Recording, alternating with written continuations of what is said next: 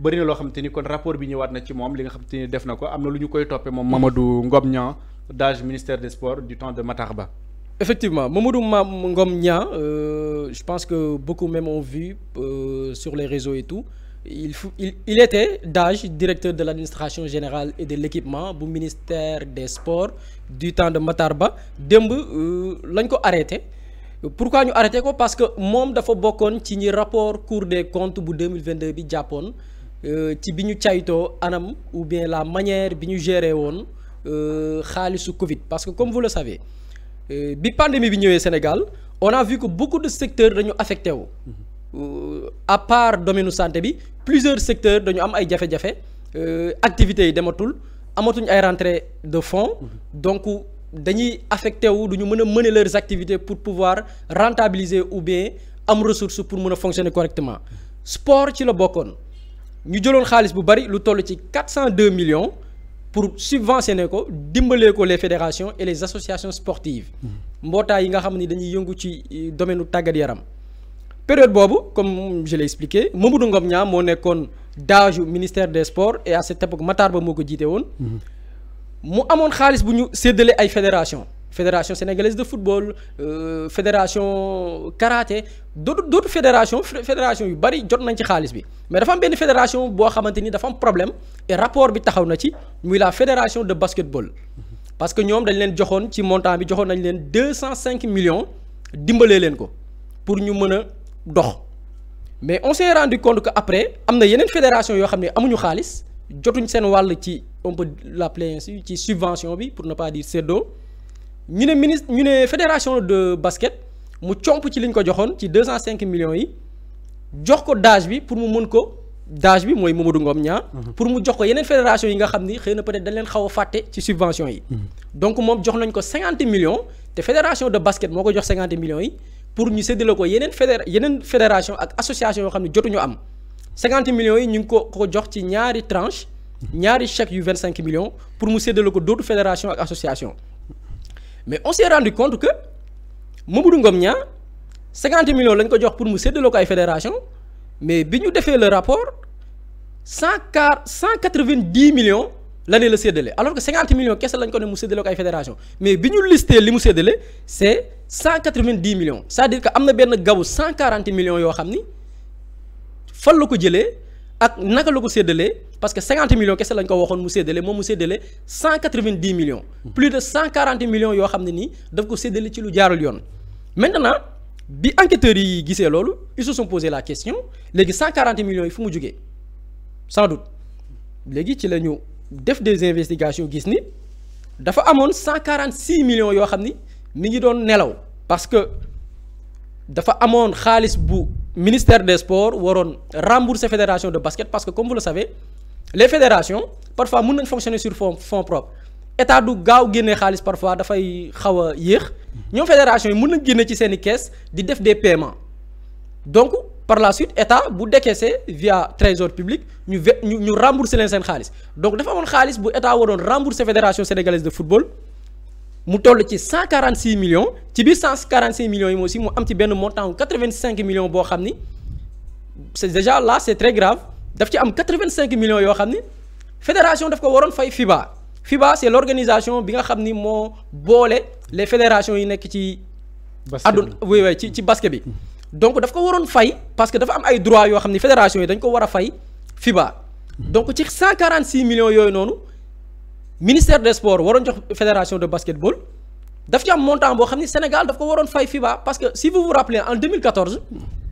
fédération de basket FIBA naroon na ko sanctionner naroon na ko suspendre parce que dafa amoon ay droits yu mu waroon fay ay amende am na ay amende yu mu waroon fay not lié sur des fraudes sur l'âge ay joueurs yu wàññi woon seen at ñu teg ci ay daan Sénégal mais aussi mu amoon montant yoo xam ni Sénégal fay ko woon parce que dafa am cotisation yi mu waroon def au niveau de la FIBA. te fédération de basket defu ko ba Sénégal ñu naroon ko sanctionné en 2014 ba ni du participer ci mondial bu basket bi donc pour vous expliquer ampleur ou bien dayo li nga xamante ni nii def nañ ko donc 146 millions yi waroon dem ci fédération si ay remboursement ci cotisation des droits yi mu war a fay FIBA la ñu jël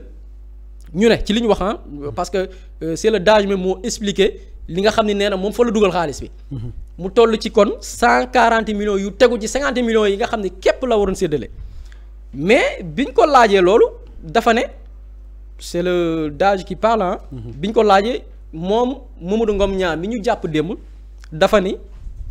mi ngi laaj moom mooy wax ci ay kàddoom c'est pas mes propos mu ne nous sollicitons votre tolérance administrative c'est-à-dire que du tey lañ ko njëkk a entendre. njëkkoon nañ ko déglu jamono bi ñuy defee bi ñuy def rapport Covid bi ci subvention yi ñu séddale woon mu ne nous sollicitons votre tolérance administrative mi ngi ñaan njéggal boobu jamono Macky Sall mais jamono yo on savait amul poursuite amul suite amul dara maintenant beneen fait bi nit ñi nemmeeku mooy li mu def xaalis boobu noonu montant yooyu noonu. mu soulevé mu toll ci 190 millions yoo xam ne ni mais am na ci sax yeneen yoo xam ne on l'a pas cité mais bu ñu jëlee sur ce cas précis les enquêteurs dañu trouver ay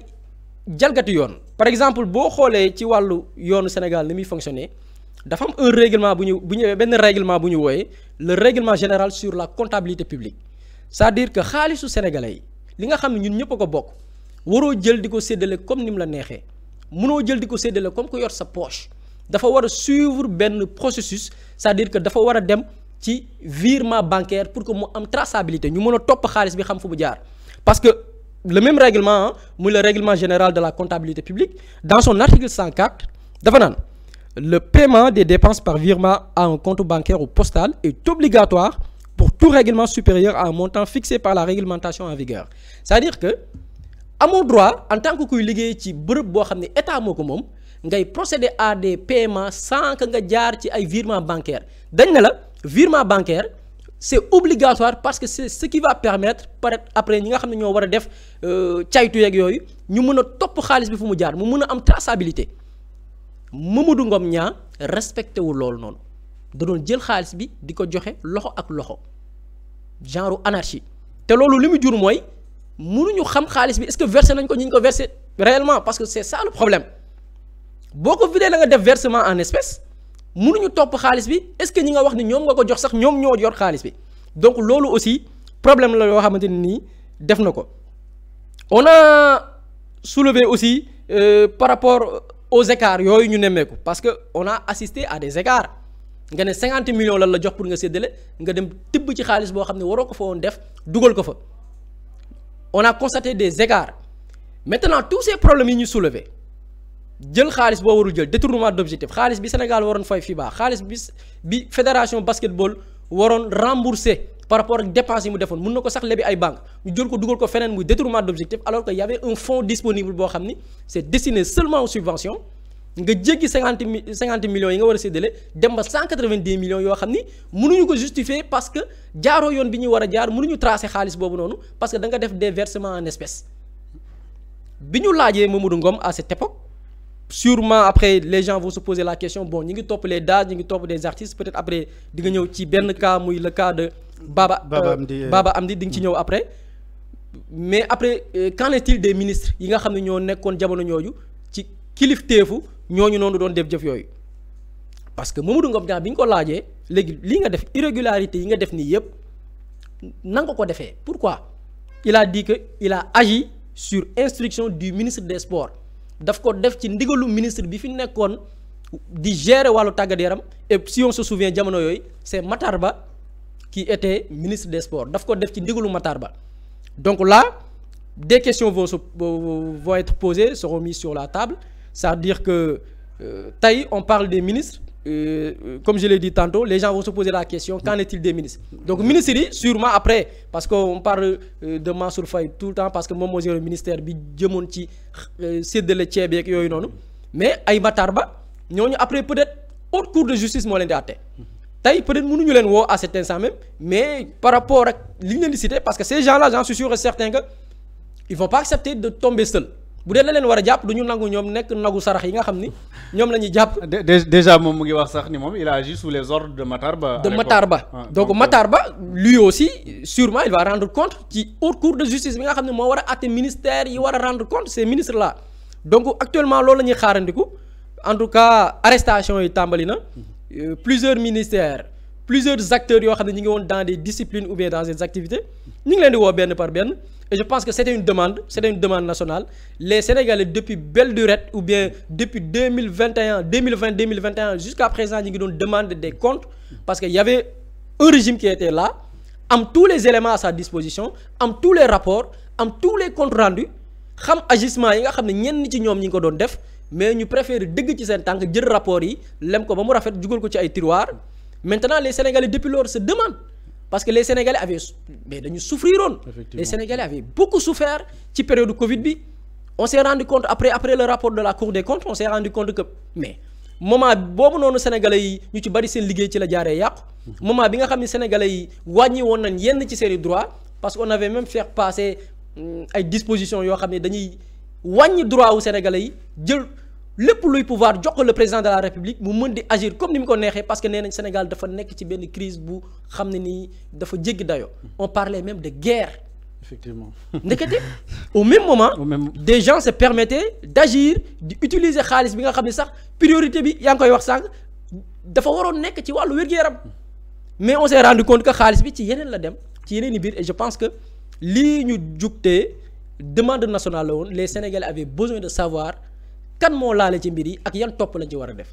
effectivement damay rebondir rek par rapport ak fi nga daaneele noonu. parce que dañu ne woon nous sommes en guerre maa ngi doon tooñ gars yi jamono boobu noonu sax ci benn étude de discours bu ma doon def di comparer.